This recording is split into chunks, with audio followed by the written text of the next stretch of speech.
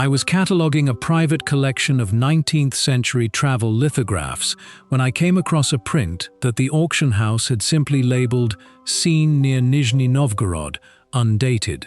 The image showed a wide stone causeway rising above a river valley, carried on a procession of tapered arches that marched from one hillside to the other, easily 40 feet above the water at its highest point, wide enough for two loaded wagons to pass side by side. Small figures walked along its edge, leaning on a low parapet, looking down at boats moving on the river far beneath them. Nothing about the print suggested a bridge in the ordinary sense. Bridges cross a single obstacle and stop. This structure continued past the far riverbank, following the contour of the land, disappearing into the tree line as though it simply kept going. A road built in the air because whoever built it had decided the ground was no longer good enough to carry it. This is where the investigation into what I have come to think of as the sky roads of Tartaria begins. And it begins with a problem that has nagged at me since the first afternoon I spent with that lithograph. Bridges are documented. Every competent 19th century engineering authority kept meticulous records of major river crossings, span lengths, load calculations, contractor names, because a collapsed bridge was a public catastrophe that no government could afford to leave unexplained. And yet this structure, spanning a valley wide enough to require dozens of arches and clearly built for sustained heavy traffic, appears in absolutely no engineering register,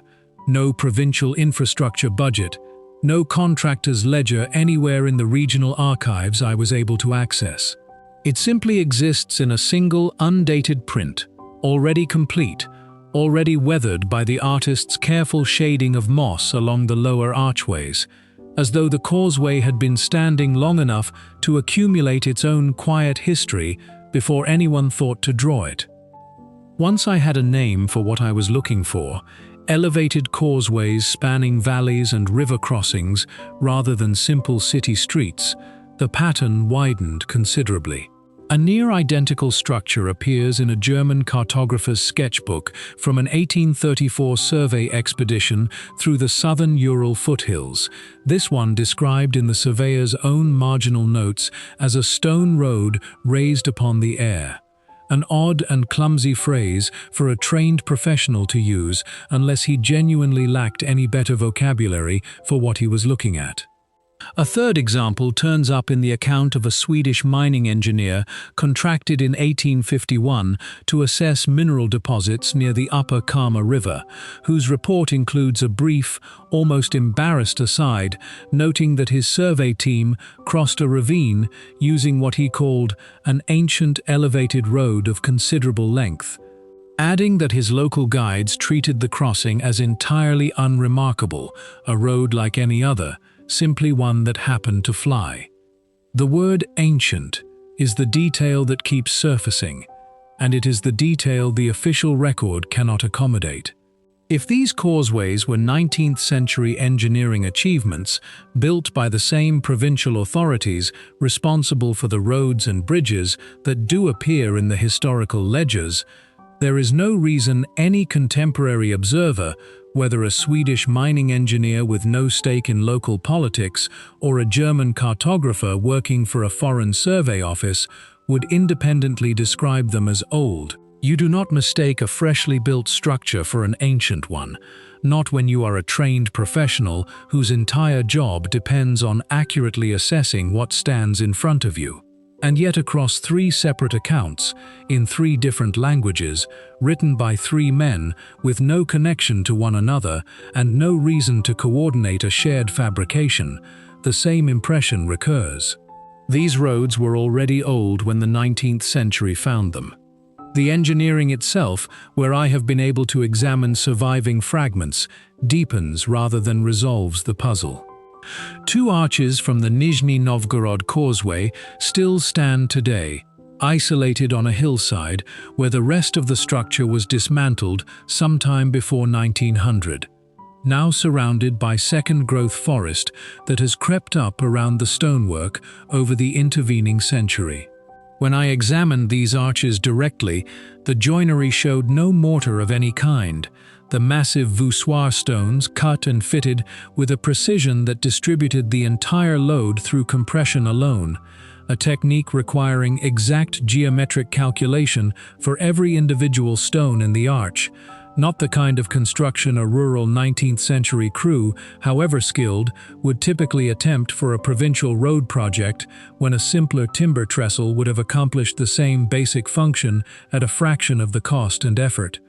Why commit this level of engineering sophistication to what the historical record insists was nothing more than a convenient shortcut across an inconvenient valley? The answer, I think, begins with the material itself. A fragment I recovered from loose rubble at the base of one surviving arch, tested independently by a geologist with no prior knowledge of where the sample originated, showed a stone composition inconsistent with any quarry currently active within 100 kilometers of the site. Whoever built this causeway transported their material from elsewhere, at a cost and logistical effort that would have been extraordinary for a simple rural byway, and cut it to a standard of precision that required either an enormous skilled workforce or a level of tooling technology the region's documented 19th century industrial base simply did not possess. This is not the profile of a convenient local shortcut. It is the profile of a deliberate, resource-intensive infrastructure project, executed to a standard that suggests the builders considered the route itself, not merely the destination it connected, to be significant enough to justify the investment. And then, as with every other fragment of this broader Tartarian pattern, the causeways vanish. Municipal records from towns along the documented routes show, in the final decades of the 19th century, a recurring category of expenditure authorized under vague headings like road correction or route rationalization, budget lines that, when cross-referenced against surviving maps, align precisely with the locations where these elevated causeways are known or suspected to have stood. No single document explicitly states that an ancient stone road was being demolished. The language is deliberately administrative, deliberately dull, exactly the kind of phrasing that draws no attention and invites no follow-up question from anyone reading a budget ledger a century later, unless that reader already knows to look for the pattern hiding inside the dullness. What remains, scattered across the old Tartarian territory, is a handful of orphaned arches standing alone in forests that have grown up around them, a scattering of travelers' accounts written by men with no reason to lie and no framework to properly describe what they were looking at, and a documentary record so carefully silent on the question of construction that the silence itself becomes the loudest piece of evidence in the entire investigation. Someone built roads in the sky across an enormous stretch of Eurasia, using techniques and materials the accepted timeline says should not have been available. And someone else, a few generations later, made the deliberate decision that those roads needed to come back down to earth, quietly, without explanation, and without leaving behind a single named engineer willing to take credit for either building them or tearing them apart. Once you accept that the sky roads were deliberately built rather than accidentally misdated, the next question becomes what they were actually for, because a road elevated 40 feet above a valley floor solves a very narrow problem, crossing difficult terrain, and the evidence keeps suggesting these structures were doing something far more elaborate than simply getting a cart from one side of a ravine to the other. The first hint came from the orphaned arches near Nizhny Novgorod, the same two that survived demolition standing isolated on their hillside. When I returned to examine them a second time, I paid closer attention to the roadbed itself rather than the supporting stonework, and found something the original lithograph had only hinted at through the artist's shading. Running along both edges of the causeway surface, cut directly into the paving stones, are shallow parallel channels, roughly 4 inches wide, spaced consistently apart for the entire visible length of the remaining structure. My first assumption was drainage, a reasonable guess for any exposed elevated surface subject to rain and snowmelt. But drainage channels typically run perpendicular to a roadbed, shedding water off to the sides as efficiently as possible. These channels run parallel to the direction of travel, continuing unbroken along the causeway's full length, which is not how you would design a system meant to remove water quickly. It is, however, exactly how you would design a system meant to guide something continuously along the road's length, a groove for a wheel, a rail, or a conduit running the entire distance the causeway covers. This detail sent me back to the Swedish mining engineer's 1851 account with fresh eyes, because a passage I had initially read as incidental color now read very differently. He describes his guides mentioning, almost in passing, that the ancient road hummed faintly underfoot during certain weather, a detail he records with the same detached professional skepticism he applies to everything else in his report, attributing it to wind moving through gaps in the stonework. But wind does not produce a consistent hum along a solid stone roadbed, and the guides he was traveling with, men who used this causeway routinely as part of their daily movement through the region, apparently treated the humming as a known, unremarkable feature of the road, rather than an occasional acoustic accident. A road that hums as a matter of routine, with parallel channels cut the length of its surface, begins to look less like a simple crossing and more like an extension of exactly the kind of engineered infrastructure documented elsewhere across the Tartarian territory. The same resonant iron, the same conductive channels, the same water and current network that surfaces again and again beneath the vertical boulevards of the Volga cities. If the sky roads were carrying more than foot and cart traffic, if they were functioning as elevated conduits within the same broader system that apparently ran beneath the ground-level cities further west, then their placement stops looking arbitrary. I went back to the map of documented and suspected causeway routes and plotted them against the same telluric current anomalies the Soviet mineral survey teams had recorded decades apart in entirely unrelated prospecting work.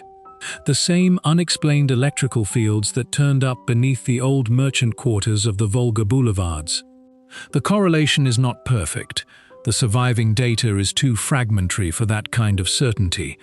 But where the two datasets do overlap, the overlap is difficult to dismiss as coincidence.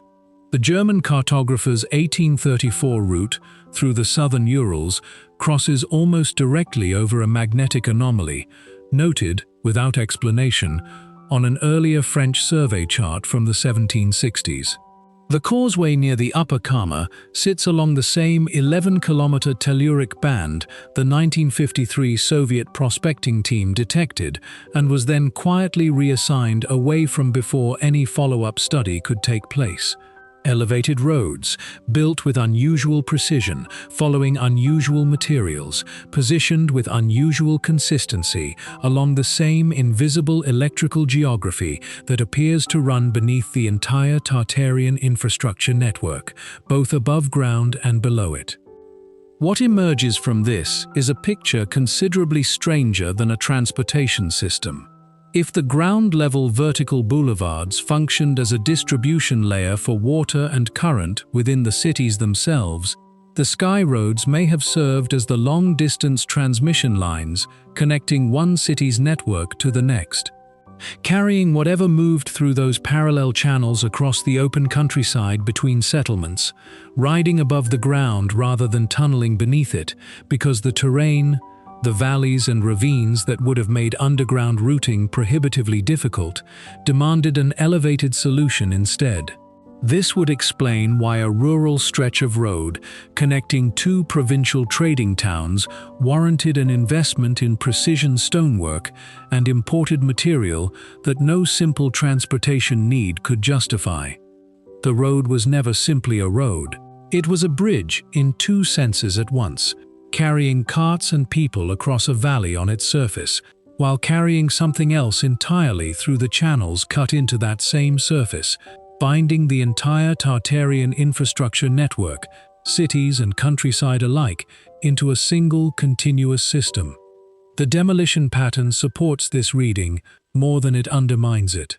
If these causeways had been ordinary infrastructure, the 19th century administrations replacing them with more modern roads and rail lines would have had every practical reason to leave the old stonework standing wherever it wasn't directly in the way, repurposing rather than removing it, exactly as happens with obsolete infrastructure in every other documented case of urban and rural modernization throughout European history. Instead, the pattern across every route I have been able to trace is total removal, not simple abandonment, structures dismantled down to their footings, material carted away, or, in several documented cases, deliberately broken apart on site rather than salvaged for reuse, an inefficient and expensive choice for any administration operating under a normal cost-conscious modernization budget.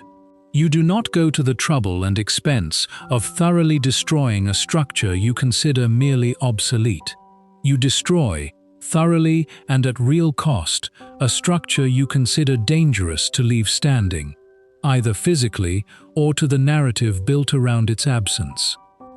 This is where the sky roads connect back to the same institutional reflex documented across every other fragment of this investigation, the same reflex found in the governor's office correspondence denying a Smolensk engineer's request to study a causeway before its demolition, the same reflex found in the confidential Saratov Water Board memo admitting the old conduits required no modification and then filing that admission away rather than acting on it.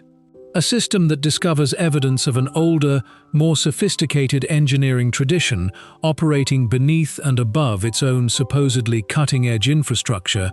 does not, in case after case, respond with curiosity. It responds with concrete, with vague administrative language, with budget lines labeled route rationalization that erase the evidence before anyone outside a small circle of officials has the chance to ask an inconvenient question. The sky roads were not neglected into ruin by the passage of time. They were taken apart, deliberately and at real expense, by people who understood, at least well enough to act on it, that these roads were never simply roads at all. What has kept me returning to this investigation, long after I first found that lithograph of the causeway near Nizhny Novgorod, is a question I still cannot answer cleanly. If the sky roads were part of a continent-spanning system, connecting the elevated boulevards of one city to the next across open countryside, carrying current and water through channels cut into their surface, then the system did not simply stop working when the demolition crews arrived. Something has to happen to a live network when you sever it at 100 points across an enormous territory, and the evidence I have gathered over the past several months suggests that something did happen, and that the effects of that severing may still be measurable today, if you know where to look.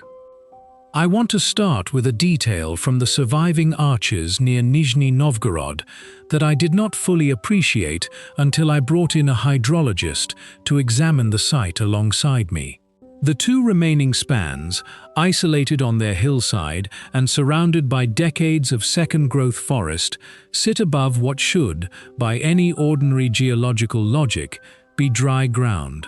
The valley the causeway once crossed drains naturally toward the river below, and the hillside itself shows no visible spring or aquifer feeding it from above. And yet, in the shadow of the surviving arches, in a narrow band no more than a few meters wide, directly beneath where the parallel channels in the roadbed once ran, the soil stays measurably damper than the surrounding forest floor, even in the driest weeks of late summer. My hydrologist colleague, working without any prior knowledge of what she was examining, took soil moisture readings across the site and found the anomaly consistent enough to rule out simple runoff or shade effects, concluding only that something beneath the surface appeared to be retaining or slowly releasing water along a very specific, very narrow path that happened to align precisely with the footprint of the vanished channels above. This is not proof of an active system still functioning after more than a century of abandonment. But it is consistent with exactly what you would expect if a network built to move water and current across long distances was severed rather than properly decommissioned, leaving fragments of it still doing, weakly and incompletely, whatever it was originally built to do. The same way the sealed conduits beneath Saratov still weep moisture into basement walls, the same way the truncated pillars in that Vitebsk courtyard still show mineral staining decades after their capping. A network built with this much redundancy and this much material sophistication does not simply switch off the moment its central connections are cut. It degrades slowly, unevenly, leaving behind exactly the kind of scattered, inexplicable residue that keeps surfacing across the old Tartarian territory whenever someone happens to dig, drill, or simply pay close enough attention to a patch of ground that refuses to behave the way the surrounding landscape does. The question of what powered this system in the first place remains the hardest piece of the puzzle to resolve. And I want to be honest about how far the evidence actually takes us before speculation has to fill the remaining gap. The telluric current anomalies detected by Soviet mineral survey teams, always investigated briefly, always abandoned without explanation, always aligning suspiciously well with the routes of both the ground-level boulevards and the elevated causeways, suggest a natural electrical geography that the original builders may have identified and deliberately built their infrastructure around, harvesting a weak but persistent field running through mineral veins and groundwater, rather than generating power through any combustion process the 19th century would have recognized. This would explain why a rural stretch of causeway, seemingly disconnected from any city, was worth this level of engineering investment, because the route itself may have been chosen not for the convenience of travelers, but because it followed a vein of exactly the kind of natural current the entire system depended on. The Sky Road serving simultaneously as a transportation surface and a length of conductor, stretched across the landscape exactly where the Earth's own faint electrical geography made it useful to do so.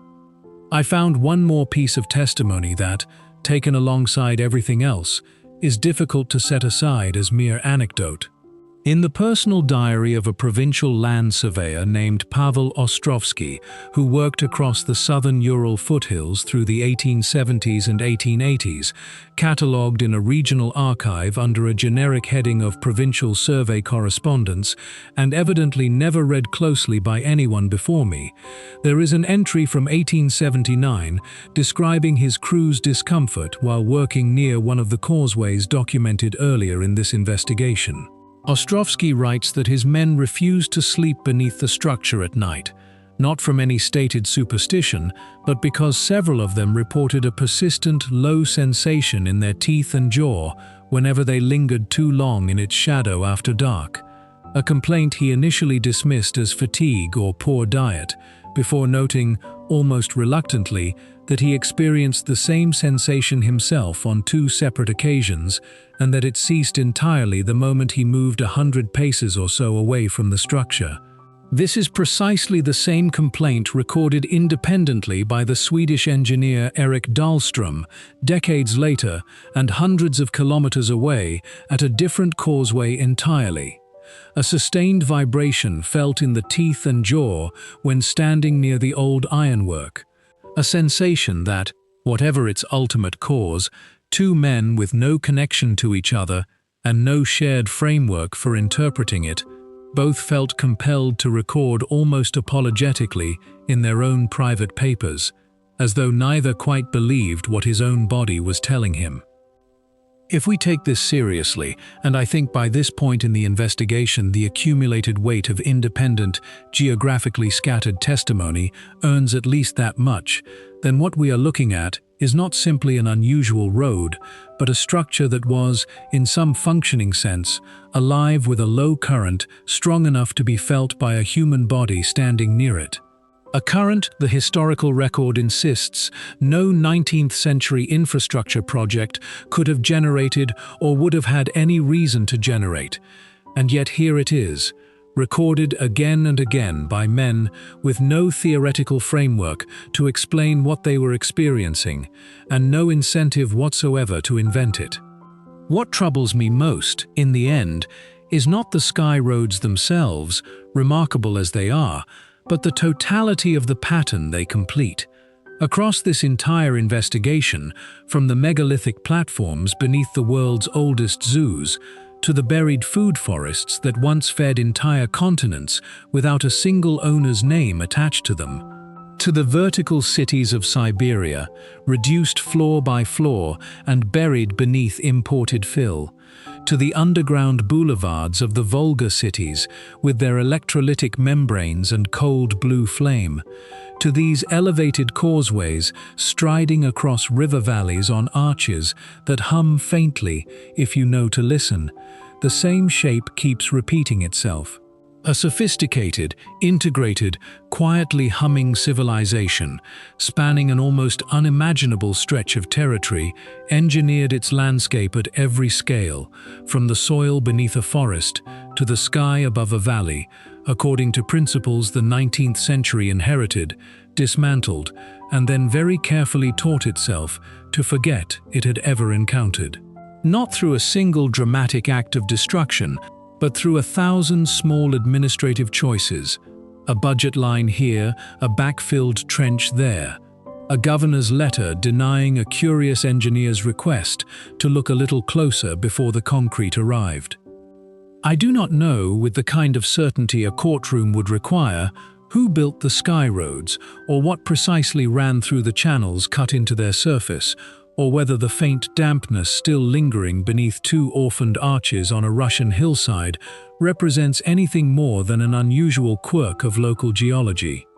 What I do know is that the pattern is too consistent, too geographically vast, and too carefully, quietly buried to be dismissed as a string of unrelated coincidences.